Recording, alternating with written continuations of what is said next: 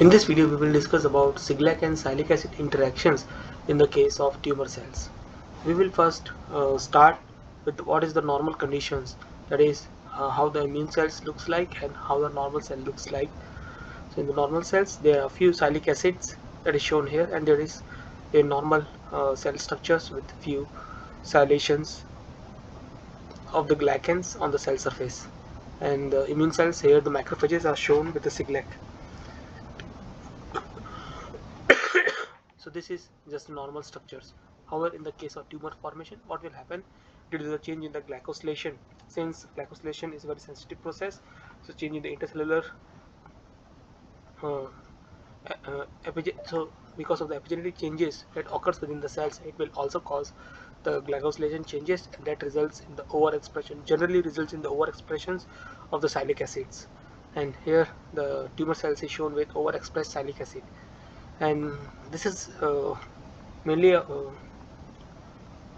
relatable from the solid tumors point of view, since once this tumors with oversilations of the sialic acids are formed, then it will attract the immune cells. Since this is not normal structure, so it will normal structures for the immune system, it will attract the immune systems in the tumor microenvironment, and the immune cells that infiltrate the tumor microenvironment will also be modified in a way that they have more amount of, or they also have the overexpressed Siglec acid formations. So that is shown here, that tumors with macrophages has overexpressed Siglec acid, T cells also has Siglec acid, myeloid derived suppressor cells also has Siglec acid.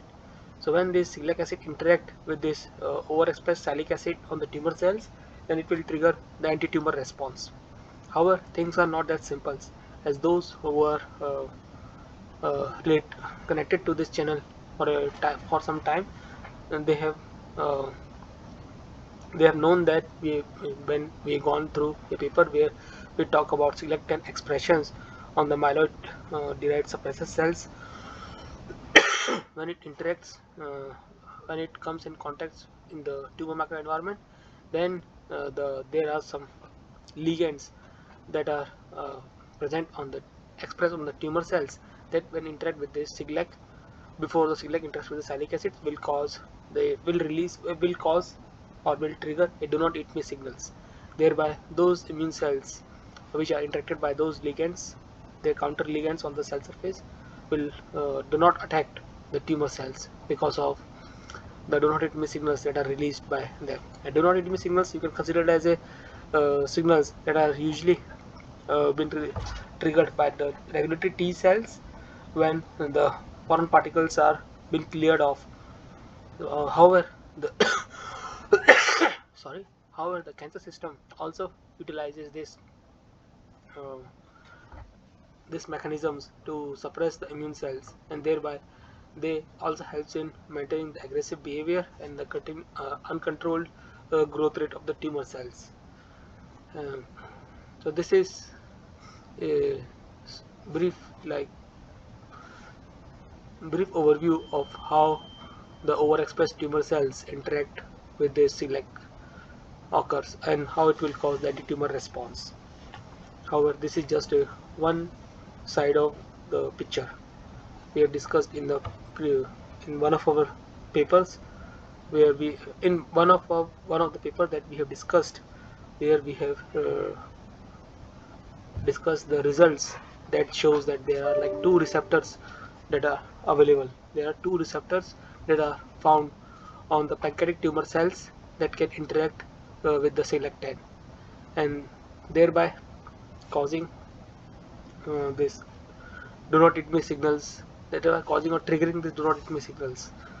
So this pictures that is shown here is just a simple is just simple representative, without ignoring the fact of the immune evasions properties that are being usually triggered by the cancer cells in order to prevent themselves from the immune system. And the other immune evasions that is related to the glycans is about the glycocalyx. It is the physical layer that is formed by the carbohydrate expression, and longer the carbohydrate's length, longer is the glycocalyx, or more thicker is the glycocalyx, thereby better immune evasions it can provide against the immune cells.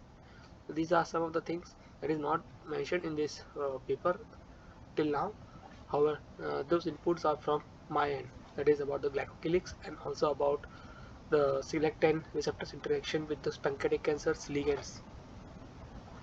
So I hope you understood to some extent how these normal cells and immune system interaction differ from the tumor cells and the immune cells interactions. So that's all for this video. If you need to understand more about this uh, topic in detail, you can go through the reference that has been provided in the description.